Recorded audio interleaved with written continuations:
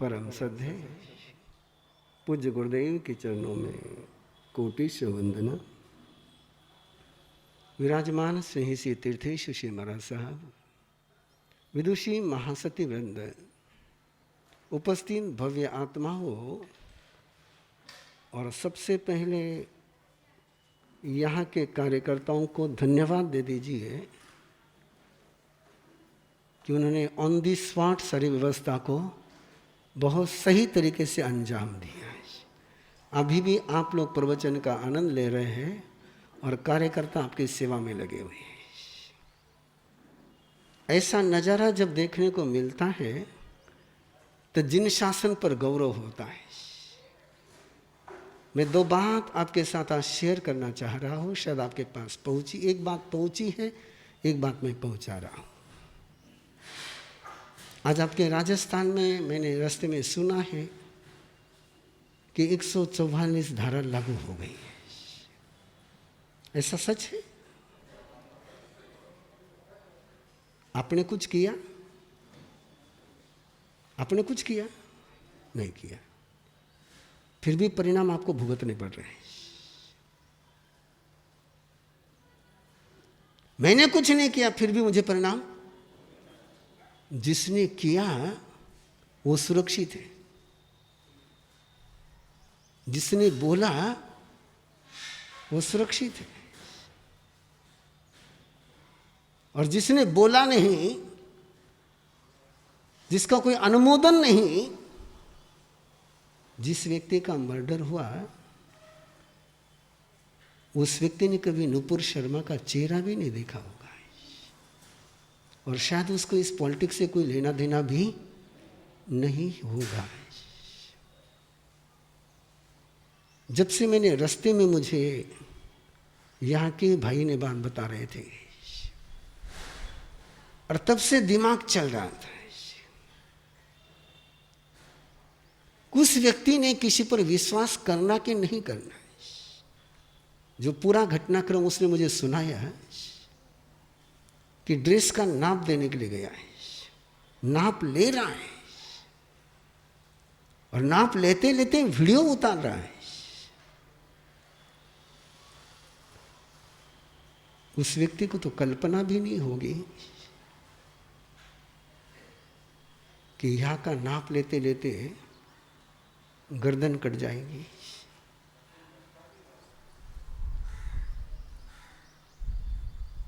उस परिवार पर क्या बीत रही होगी, उसके बच्चों पर क्या बीत रही होगी, क्या गलती उसकी, उस व्यक्ति का अपराध क्या।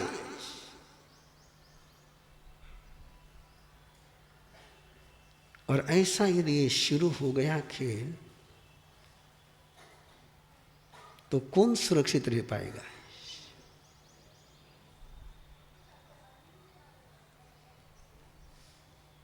और विश्वास यदि इंसान पर का उठ गया तो जीना कितना मुश्किल हो जाएगा।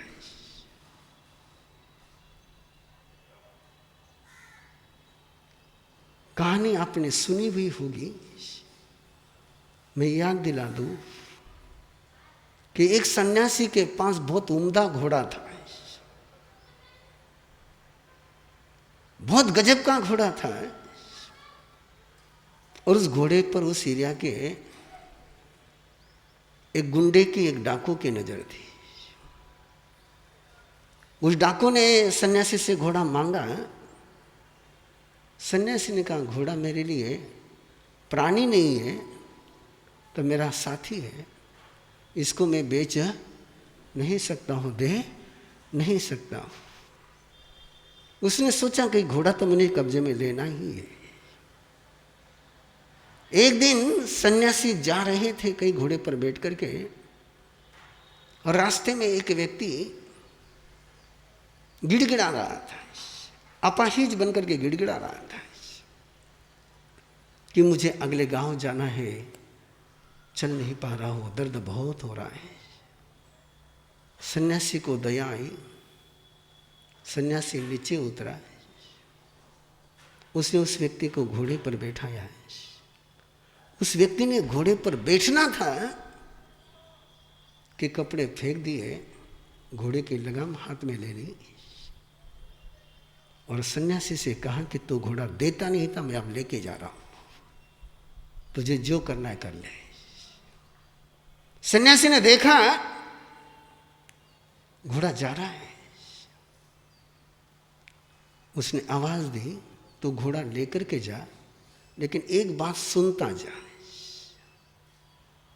मैं घोड़ा तुझसे वापस मांगता नहीं हूं, लेकिन एक बात मेरी सुनता चला जा। उस व्यक्ति में थोड़ी इंसानियत बाकी थी, वो बात सुनने के लिए रुका है। सन्यासी ने एक ही बात कही कि किसी को बताना मत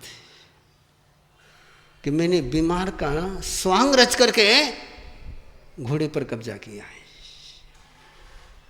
तू ये कहने के लिए खुला है कि तूने घोड़े पर कब्जा किया है, लेकिन स्वांग लेकर के घोड़े पर कब्जा किया है, ये किसी को कहना मत। बोले क्यों? बोले तू यदि लोगों को ये कहेगा तो भविष्य में कोई किसी अपहिज पर विश्वास नहीं करेगा। वो सन्यासी को घोड़ा जाने का दर्द नहीं था, विश्वास नहीं उड़ जाए इसका दर्द था। आज सबसे बड़ा संकट उस खबर को पढ़ने के बाद, सुनने के बाद एक ही चला कि शायद आज देश में हर हिंदू मुस्लिम को अविश्वास के नजर से देख रहा होगा। किया किसने? लेकिन देश का हर मुस्लिम जो गुनहगार नहीं है, लेकिन आज नजरों में आ गया है और सोच नहीं पा रहा हूं मैं कि आगे क्या चित्र सामने आएगा। एक व्यक्ति टिप्पणी करता है, इसलिए परमात्मा ने कहा कि बोलना सीखो। क्या सीखो? बोलना सीखो। कब बोलना, कहाँ बोलना, क्या बोलना, कैसे बोलना।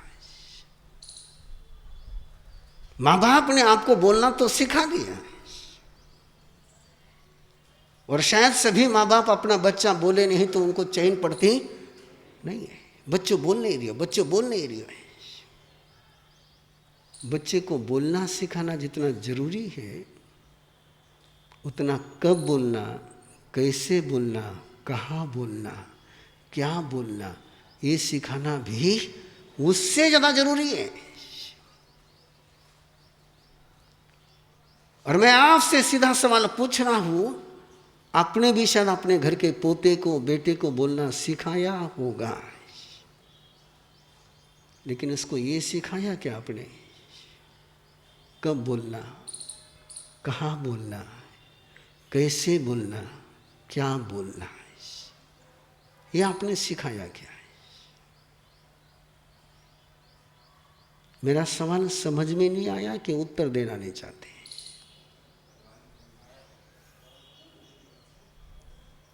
सवाल समझ में आया? उत्तर है नहीं कि देना नहीं चाहते? कि नहीं सिखाया? हमने केवल बोलना सिखाया, कब बोलना, कहाँ बोलना, कैसे बोलना, क्या बोलना, ये नहीं सिखाया। और ये नए सिखाने के परिणाम केवल बोलने वाले को नहीं झेलने पड़ते हैं, तो नहीं बोलने वाले को भी झेलने पड़ते हैं। बोलने वाले को तो बहुत कम झेलने पड़ते हैं, नहीं बोलने वाले को ज्यादा झेलने पड़ते हैं। क्यों? परमात्मा ने कहा है, सच्चे सुवा अनवज्जम वयंती। सत्य में भी ऐसा सत्य बोलना कि जिससे अंधियारे का जन्म नहीं हो। ऐसा सच बोलना कि कहीं उजाला समाप्त न हो जाए, अंधियारा न हो जाए। ऐसा सच बोलना कि जिसके कारण से अंधियारा दूर हो जाए। ये बोलते समय परमात्मा ने एक ही कसौटी रखी, सत्य और असत्य की कसौटी नहीं रखी। सच बोलना कि झूठ बोलना ये चर्चा का विषय नहीं है। चर्चा का विषय क्या है? सच कैसा बोलना है। ऐसा सच बोलना क्या कि जिसके कारण से जीवन में अंधियारा आ जाए। सत्य बोलने के कारण से उजाला आना चाहिए कि अंधियारा होना चाहिए। मैं चाहूंगा, शायद आप भी चाह रहे होंगे कि हम ऐसा बोलना सीखें कि अपने बोलने के कारण से कोई अंधियारा नहीं हो। ऐसे बोलने से, बदजुबान होने से बेजुबान होना बहुत अच्छा है। बाजुबान नहीं हो सकते हो तो बदजुबान मत बनना। बेजुबान हुआ तो चल जाएगा, लेकिन बदजुबान नहीं होना चाहिए। भगवान महावीर तो यहां तक कहते हैं कि चोर को चोर मत बोल। नो तेनम तेनेति, नो कानम कानेति, नो पंडगम पंडगेति। काने को काना नहीं बोलना, चोर को चोर नहीं बोलना। जम्मू कश्मीर के राजा रंजीत सिंह, उनको एक आंख से दिखता नहीं था, एक आंख से दिखता था। वो अपना चित्र बनाना चाहते थे। चित्र बनाने के लिए उन्होंने 2-3 शर्त रखी थी। मेरा चित्र सत्य होना चाहिए, मेरा चित्र सच होना चाहिए, और वो सच मुझे दुख न देने वाला होना चाहिए। चित्रकार आए, एक चित्रकार ने उनका बहुत सुंदर चित्र बनाया, लेकिन 2 आंखें बनाई, एक आंख नहीं बनाई। क्योंकि एक आंख दिखेंगे तो अच्छा, 2 आंखें बनाई। रंजीत सिंह ने कहा ये चित्र तो झूठा है, रिजेक्ट। दूसरे चित्रकार ने चित्र बनाया, उसमें एक आंख नहीं दिख रही, आंधी है, और दूसरी आंख दिख रही है। राजा ने कहा चित्र सच तो है, लेकिन सुहाता नहीं है। सच तो है लेकिन सुहाता नहीं है। तीसरे चित्रकार ने चित्र बनाया तीर चलाते हुए। कैसा चित्र बनाया? तीर चलाते हुए, और तीर चलाते समय कितनी आंख लगेगी? अब वो चित्र सच है कि झूठ है? सुहाना है कि दुहाना है? ये विवेक एक व्यक्ति का वो चित्र बनाना कि सुहाए जाए, और इसको कहते कलाकार। बात के भी दी, सच भी कह दी, और चुभे भी नहीं। इसको कहते सच्चे सुवा अनवज्जम वयंती। ऐसा सत्य बोलना कि जो जहर न दे पाए। हम लोग बोलते हैं सच तो सगा माने भी, सगा बाप ने भी कड़वा लागे। बोलो थे सच कड़वा लगता है, सच है। सच कड़वा लगता है, ये सच है।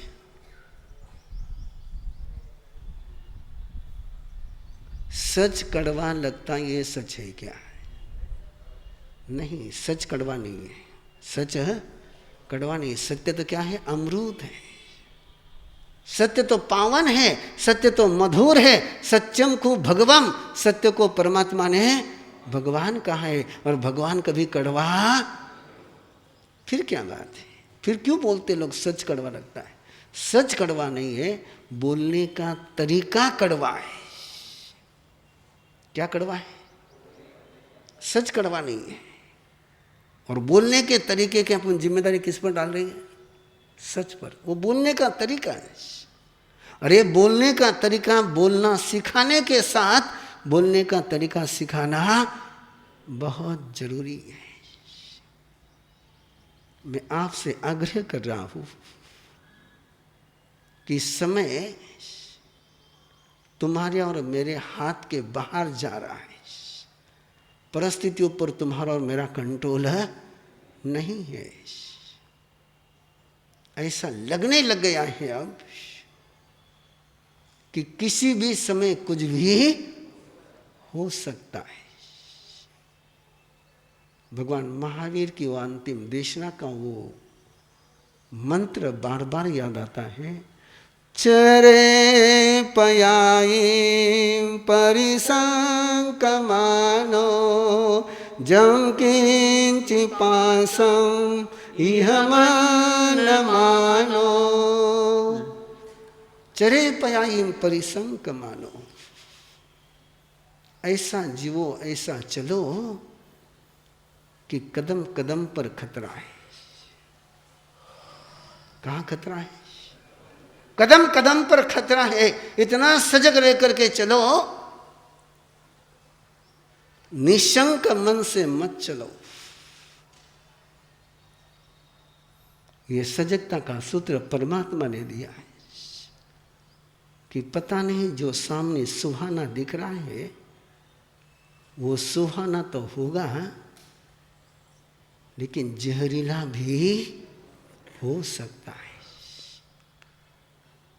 और ये बहुत सच्चाई है कि जहर हमेशा सुहाना होता है। जहर हमेशा सुहाना होता है। दूध का विज्ञापन नहीं होता है। विज्ञापन किसका होता है?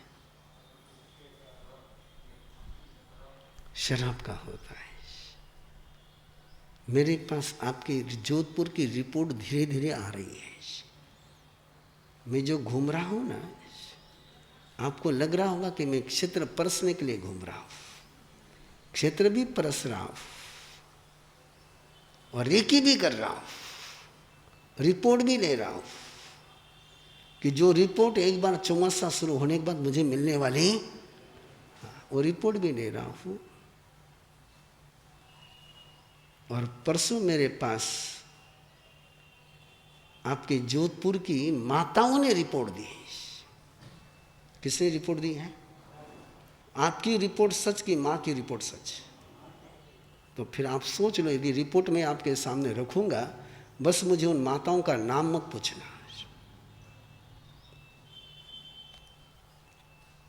मैंने माताओं से पूछा जोधपुर के क्या हाल हाल है खान पान के विषय में। उन्होंने कहा मत पूछो महाराज साहब। मैंने कहा पूछना तो पड़ेगा। मैंने कहा पीने का दौर कहाँ तक पहुँच गया है? बोले मोर देन 50%।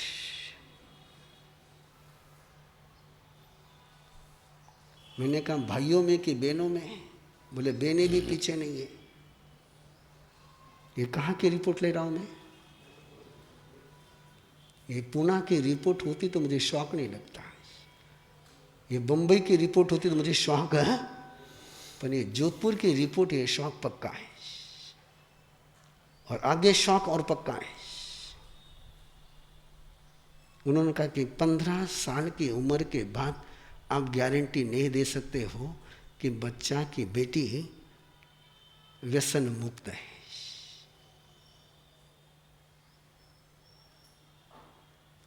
अब उन बहनों ने मेरे पास रिपोर्ट दी है, आप उसको चेक कर करके मुझे रिपोर्ट दे सकते हैं।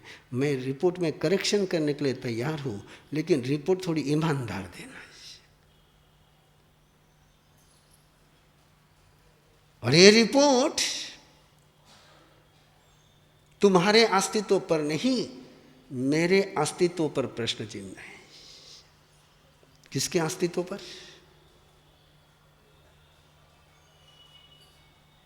तुम्हारे अस्तित्व पर नहीं। यदि रेल में एक्सीडेंट होता है तो रेल मंत्री को जिम्मेदार पकड़ा जाता है, अर्थव्यवस्था में गड़बड़ी होती तो फाइनेंस मिनिस्टर को जिम्मेदार पकड़ा जाता है। कहीं सीमा पर गड़बड़ी हो जाए तो रक्षा मंत्री को जिम्मेदार पकड़ा जाता है, और देश में कहीं दंगा हो जाए तो होम मिनिस्टर को जिम्मेदार पकड़ा जाता है। समाज के यदि नैतिक मूल्य समाप्त हो जाए तो जिम्मेदार किसको पकड़ना चाहिए? यस, गुरु भगवंत को। समाज का नैतिक मूल्य बनाए रखने की जिम्मेदारी ही गुरुओं की है। ये जिम्मेदारी माँ बाप की नहीं है। ये जिम्मेदारी किसकी है? ये तुम्हारी मिलने वाली श्रद्धा, ये तुम्हारी मिलने वाली सेवा, ये तुम्हारी मिलने वाली भक्ति एक आस्था के साथ मिलती है, और एक जिम्मेदारी होती है कि समाज का नीतिमान, नैतिक मूल्यों का जागरण करने का दायित्व गवर्नमेंट का नहीं है। गवर्नमेंट कानून बना सकता है, लेकिन समाज की आस्था, समाज का चरित्र, समाज के नीति मूल्य जागरूक रखने की जिम्मेदारी नेता की है। नेता की है, किसकी है? जब मैं बोल रहा हूं तो थाने बोलने की डर लग रही है। जब मैं स्वीकार कर रहा हूं तो ये प्रश्न चिन्ह किस पर है? हमारे अस्तित्व पर प्रश्न चिन्ह है, और मैं इसको स्वीकार करता हूं, मैं इसको महसूस करता हूं। समाज के चरित्र की जिम्मेदारी, समाज की मानसिकता की जिम्मेदारी ये धर्म गुरुओं की है, धर्म संघ की है, धर्म व्यवस्था की है। और ये जोधपुर के सारे प्रमुख लोगों को जो धर्म के ठेकेदार बनकर के जीते हैं, धर्म के ठेकेदार के नाम से सम्मान लेते हैं, उनको इसका जवाब देना ही होगा।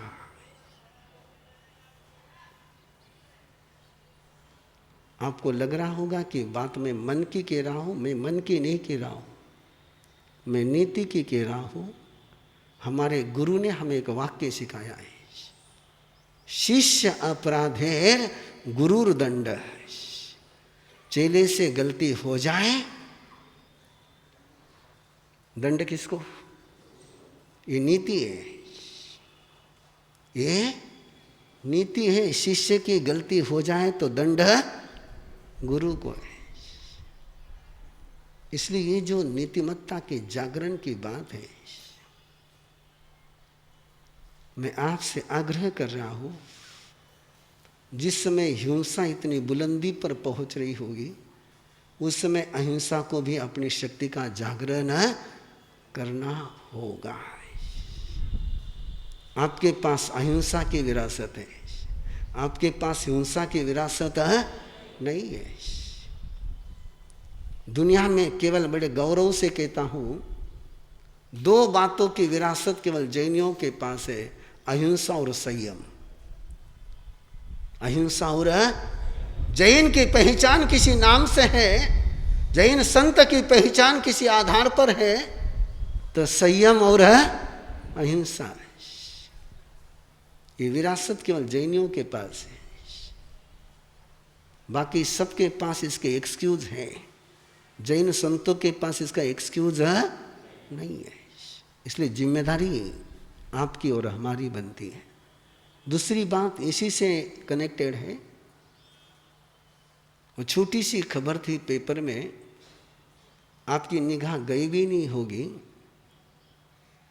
12 साल के बच्चे ने सुसाइड करी। कितने साल के बच्चे ने? 12 साल के बच्चे ने सुसाइड करी। एग्जाम में फेल होने के कारण से नहीं, माँ बाप ने मारने के कारण से नहीं, माँ बाप ने वीडियो गेम खेलने के लिए मोबाइल देने के लिए बच्चे को, इसका मतलब ध्यान में रखिए, कल मोबाइल दिया था, आज नहीं दिया है। कल तक मोबाइल दिया है माँ बाप ने,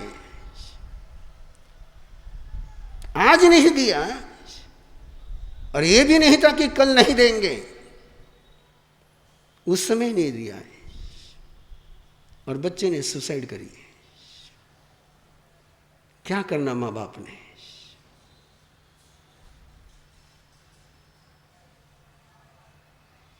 माँ बाप ने क्या करना है? मोबाइल देना कि नहीं देना?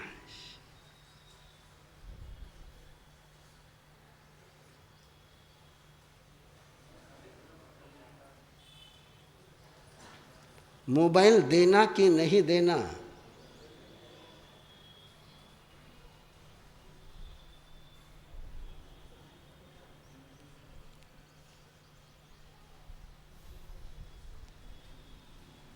2019 की बात है। 2019 की बात, बेंगलोर चतुर्मास और पर्युषण पर्व के पहले ना, पर्युषण पर्व के पहले ही एक ऐसी खबर, एक ऐसी घटना घट गई कि माँ बाप के आंखों की नींद गायब हो गई। और वो भी जैन परिवार की घटना है। कौन से परिवार की है? बेटी ने बाप का मर्डर किया।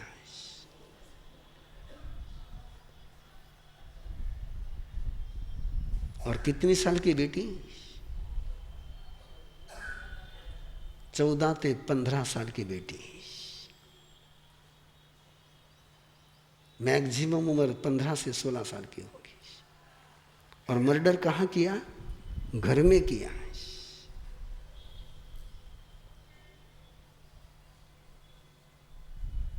और परिवार कौन सा है?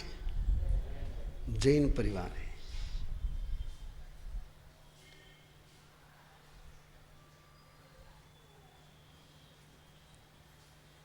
टेंशन आ गई हो।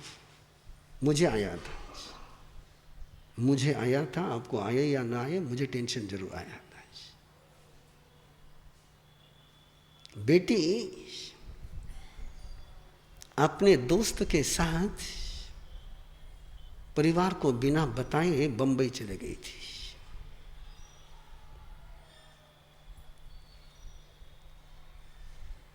माँ बाप को तो बेटी की जिंदगी का सवाल था।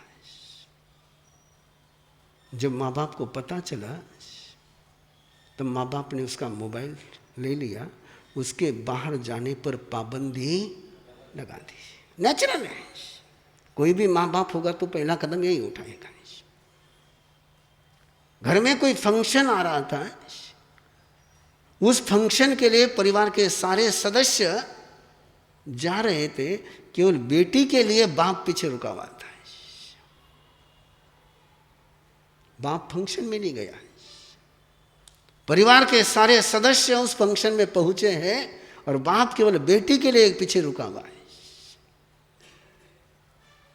शाम के समय में बाप घर पर पहुंचा, बेटी ने चाय दी और चाय में ही जो देना था सो दे दिया। चाय पीने के बाद पिताजी गुंगी में चले गए। बेटी ने अपने बॉयफ्रेंड को बुलाया और घर के अंदर ही अपने बाप का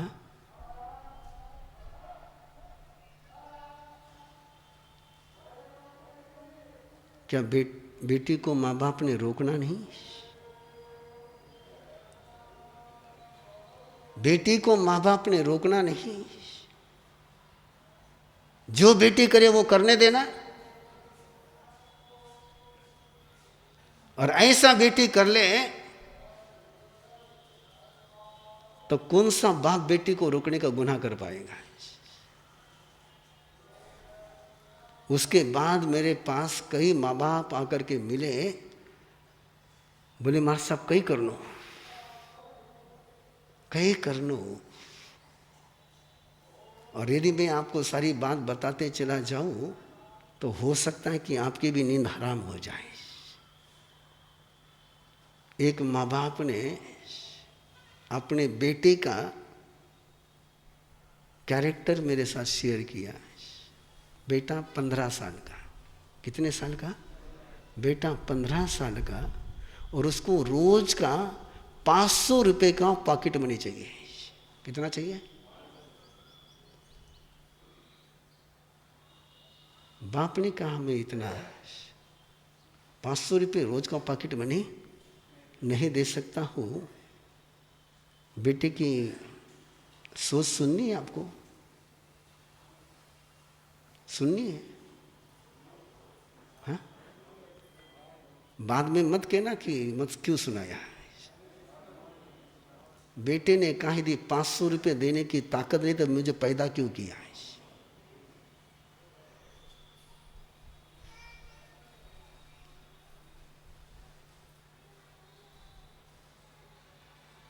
और माँ बाप मेरे पास आए थे, माँ साहब क्या करें।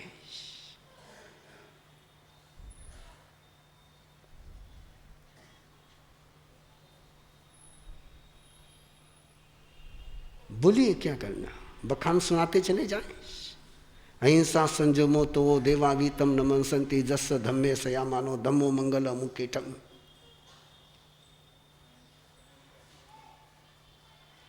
बखान सुनाते चले जाए।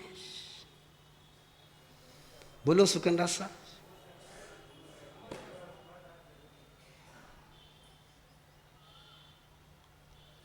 क्या करें।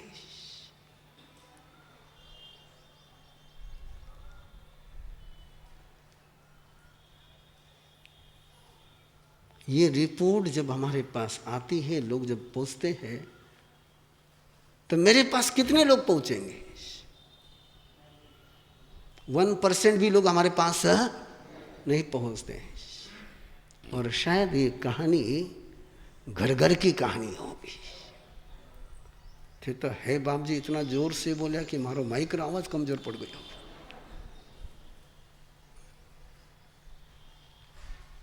मैं चर्चा करने के लिए चर्चा नहीं कर रहा हूं,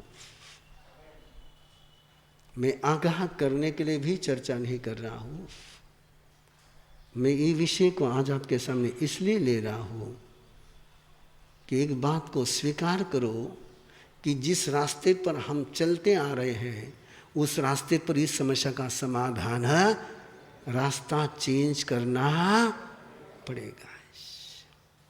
अभी पुरानी दवा काम में आती, पुराना एंटीबायोटिक्स काम में आता, और कोरोना कोविड के वायरस पर पुराना एंटीबायोटिक्स लागू होता, उसके लिए नया वैक्सीन। अरे वो कोविड का वायरस तो फिर कब्जे में आ गया है। ये जो वायरस फैलते चले जा रहे हैं, इसका वैक्सीनेशन कब होगा? इसकी एंटीबायोटिक्स कब आएगी? इसके एंटीबायोटिक्स की आवश्यकता है। बच्चे ने सुसाइड क्यों करी? मैं सवाल आपके पास दे रहा हूं और जवाब आपसे जब इच्छा हो तब जवाब मुझे देना है। मैं जानना चाहता हूं कि बच्चे ने सुसाइड क्यों करी। उम्र क्या है? 12 साल की। क्या 12 साल की उम्र में कोई सुसाइड का सोच? बचपन में कोई सुसाइड का सोच?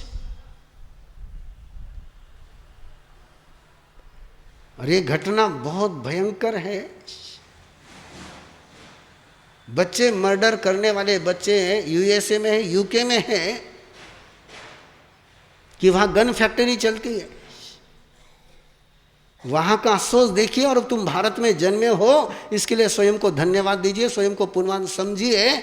वहां की तो सुप्रीम कोर्ट कह रहा है कि गन रखने का हर व्यक्ति को कम से कम आप ऐसे देश में हो कि जहां ये सोच नहीं पनपती है। लेकिन ये सेकंड सोच जहां जन्म रहा है सुसाइड का, इसका समाधान खोजना कि नहीं खोजना? अकेले प्रवीण ऋषि ने खोजना?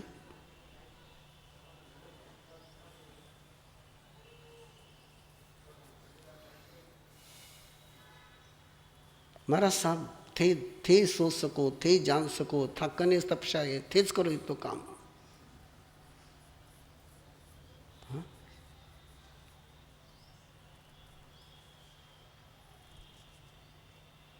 प्रवीण ऋषि ने अकेले ने सोचना? हाँ? मैंने अकेले ने डायरेक्शन देना है। डायरेक्शन तो मैं दे दूंगा, लेकिन डायरेक्शन से काम नहीं होगा, ट्रेनिंग लगेगी। क्या लगेगी? ट्रेनिंग लगेगी। और इस घटना के बाद कल ही मेरा आरंभ पेरेंटिंग का ट्रेनर का सेशन था, और वहाँ मैंने ट्रेनर्स को कहा कि सबसे पहले अपने आसपास के माँ बाप को जाकर के बच्चे को डांटना कैसे ये कला सिखाओ। कौन सी कला सिखानी? डांटने की कला सिखानी। डांटना तो पड़ेगा, लेकिन कैसे डांटना ये कला सीखनी पड़ेगी। और ये बहुत जरूरी है। अब ये व्याख्यान से होने वाले काम नहीं है। इसके लिए कहीं ना कहीं ट्रेनिंग के सेंटर ही खोलने पड़ेंगे। और क्या सिखाना पड़ेगा? बच्चा ऐसा करे, बच्चा ने डांट मत। डांटेगा नहीं तो बच्चा तो डांटना तो पड़ेगा ही, लेकिन डांटने का तरीका सीखना पड़ेगा। आप कैसे डांटते हो?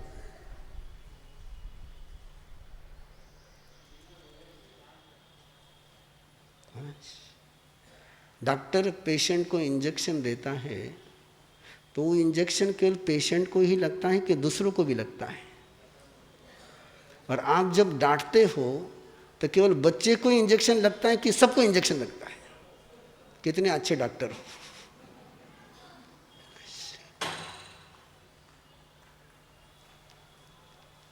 इंजेक्शन हल्के हाथ से देना चाहिए कि भारी हाथ से देना चाहिए?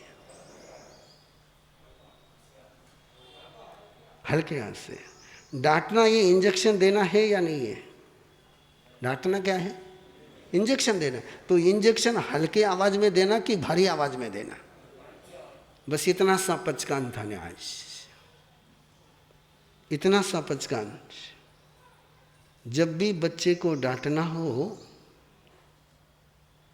जैसे तुम व्याख्यान में बैठे बैठे कभी अपनी पड़ोसन के कान को ला करके बात करती हो कि दूसरी पड़ोसन को आवाज सुनाई, तो बच्चे को जब भी डांटना हो ऐसे ही डांटना कि बच्चे को डांटा हुआ दूसरे को पता नहीं चले। और आप तो कहते हैं मां साहब कई बच्चा ने अनुशासन लगावा। मैं बच्चा ने अनुशासन लगाने गया कि दादी बीच में टपके। अब दादी टपके कि थे दादी ने बुलाओ। हा? तुम उसके मलाई को जोर से पीटोगे, आवाज होगा तो दादी तो कहीं भी होगी तो चली, कि आपने बुलाया तो आना ही पड़ेगा। और कहीं बच्चे को डांटते समय इतनी धीमी आवाज में डांटा कि दादी को पता ही नहीं चले, तो दादी बीच में टपकेगी? तो दादी टपकी कि आपने टपकाया? हा? बोलो सा, दादी सा टपकिया कि थे टपकाया? तो जिम्मेदारी कबूल करो। बच्चे को डांटते समय बोलो हल्का हाथ कि भारी हाथ? डॉक्टर इंजेक्शन देवे ना, पहले उठे थोड़ा सा वो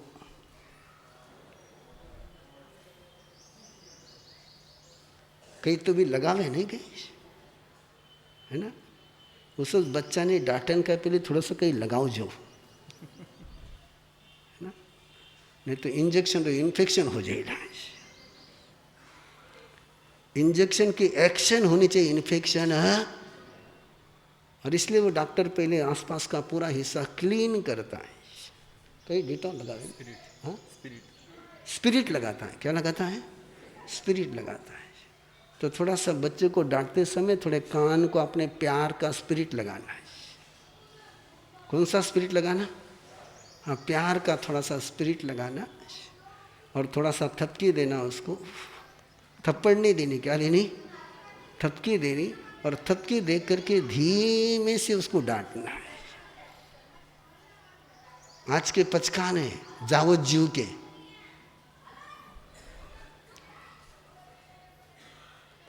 दू नहीं दू, दू नहीं दू, हाँ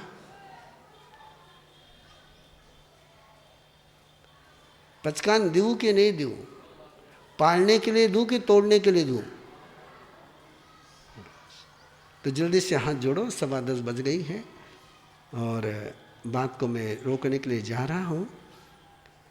नमो अरिहंतानम, नमो सिद्धानम, नमो आयरियानम, नमो वज्झायानम, नमो लोये सवसाहुनम। वो पंच परमेष्टि परमात्मा आपने सच्चेसु अनवज्जम वयंती, सत्य ऐसा बोलना कि जिसके कारण से किसी को पीड़ा नहीं हो, ऐसा सत्य बोलने के लिए मैं अपने आप को प्रतिज्ञाबद्ध करता हूँ।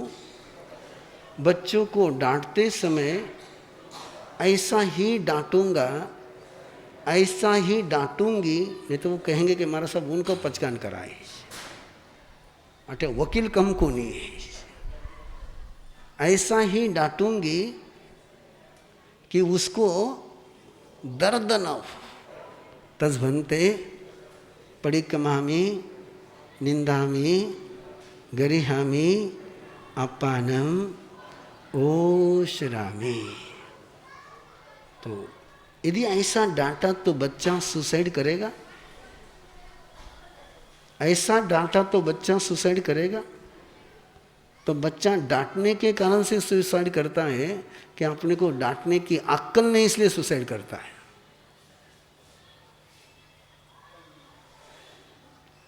तो थोड़ी सी वह अक्ल बाजार में नहीं मिले, या अक्ल बाजार में, या अक्ल थाने फक्त भगवान महावीर दे सके। या अक्ल कौन दे सकता है? केवल भगवान महावीर दे सकता है। और इसलिए तीर्थेशुषि से मैंने गीत गाने के लिए कहा, तीर्थेशुषि ने गाया, पर तीर्थेशुषि के मन में भी सवाल आया था कि महाराज साहब ने आज गीत गाने के लिए क्यों कहा? सही बात है।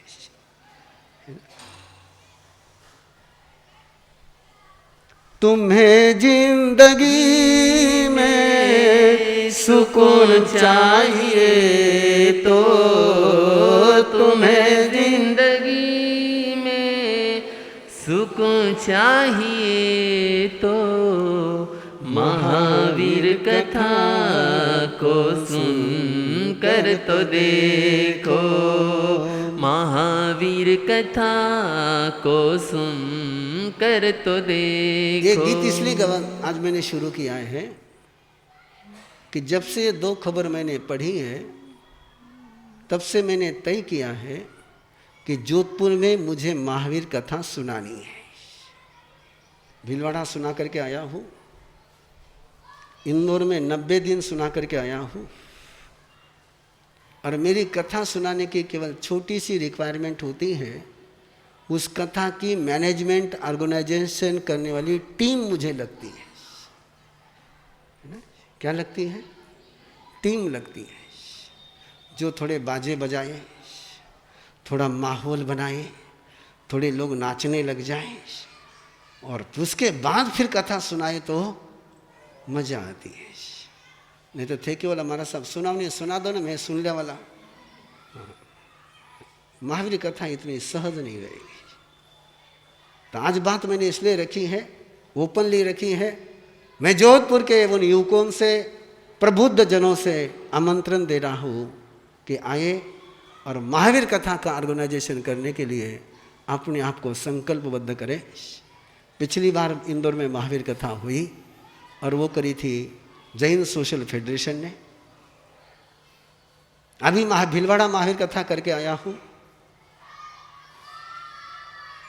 संघ की इच्छा थी कि महावीर कथा स्थानक के ही ऊपर के बड़े हॉल में करनी। मैंने महावीर कथा देते समय उनको कहा था कि मैं महावीर कथा स्थानक में नहीं करता हूँ, मैं महावीर कथा स्थानक में नहीं करता हूँ, मैं महावीर कथा चौराहे पर ही करता हूँ, मुझे महावीर कथा चौराहे पर ही करनी है। जब मैंने दी तब तो संघ ने मंजूर किया था, लेकिन बाद में संघ के अंदर में क्या क्या होता है आपको पता है ना। और जैसे मैं भीलवाड़ा पहुंचा तो संघ ने कह दिया कि माँ साहब कथा तो स्थानक में ही होगी। अब ऐसे समय पर उन्होंने कहा कि मैं और कहीं जा भी नहीं सकता। मैंने कहा ठीक है भैया, जैसी तुम्हारी इच्छा है, क्योंकि आखिर में होस्ट जैसा रखेगा वैसा गेस्ट को रहना पड़ेगा। मैंने कहा मेरी क्या बात है। मैंने कहा ठीक है, लेकिन मेरी भावना नहीं। मैंने कहा मेरी भावना आज भी क्या है, चौराहे पर करने की है। और मीटिंग शुरू हो गई, महावीर कथा को लेकर के समाज की मीटिंग शुरू हो गई। और समाज की मीटिंग शुरू हो गई और उसमें एक भाई ने कहा कि ये कथा आज़ाद मैदान में ही होगी, स्थानक में। और उस भाई ने बात उठाई और कथा आज़ाद मैदान में, पूरी जिम्मेदारी। और उसके बाद तो संघ ने भी पूरी आनंद से महावीर कथा को, सुकनराज साहब भी आए थे वहाँ पर, महेंद्र साहब भी आए थे। भीलवाड़ा में वो स्थानकवासी संत ने रात में महावीर कथा खुले में करना बहुत सारी परंपराओं का विषय था, लेकिन बहुत मस्ती से महावीर कथा हुई। तो महावीर कथा मेरा करने का मन जोधपुर में है। अब कराने वाला कोई तैयार हो तो मैं करूँगा, और कराने वाला कोई तैयार नहीं हो तो अपने मन के अरमान मन में ही रखूँगा। एक बार मैंने ओपन में बोल दिया है, और मुझे वो टीम चाहिए कि मैं इशारा करूं और काम करे। मारा साथे माथा पच्ची करने वाली टीम मने नहीं चाहिए। मैं आपको एक बधाई देना चाहता हूं, खुशखबर देना चाहता हूं। पिछले करीबन 15-20 दिन से युवकों की एक टीम युवाओं को जोड़ने के काम में लगी हुई है, और मैंने जो सोचा नहीं था वो काम वो कर रहे हैं। वो काम वो कर रहे हैं। जिस एरिया में वो क्लास के लिए आते हैं उस एरिया को बांट लेते हैं और सभी जैनियों के घर पर जाकर के उनके बच्चों को जोड़ने के लिए आमंत्रण दे रहे हैं। कौन आमंत्रण दे रहा है? मुझे जोधपुर बुलाने वाले कहाँ बैठे वो पूछना पड़ता है मुझे। और वो जो युवक मुझे बुलाने के लिए नहीं आए थे, लेकिन लोगों को जोड़ने के लिए काम में लगे, और रोज़ 7:30 बजे आते हैं। और परसों मैंने सहज एक बात करी, एक युवक आता था मेरे पास उनमें से, और वो पचकान लेकर के जाता था, बिना पचकान के जाता नहीं था। तो मैंने सहज युवकों की कही कि जिन शासन की ये परंपरा है, जिन शासन की विधि है, जिन शासन का ये निर्देश है कि जब भी साधु साध्वी के दर्शन करो तब पचकान लिए बिना लौटना। और तब से युवक पचकान मांगने लग गए। बिना पचकान लिए वो मंगल पाठ लेते हैं। देखो क्या आपके युवक हैं, आपके तो युवा लोग ईसा है नूसा है।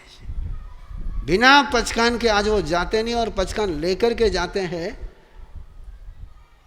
आज भी पचकान लेकर के ना, आज के पचकान तो इतने गजब के हैं, इतने गजब के पचकान हैं आज के कि मिरर के सामने जाना नहीं।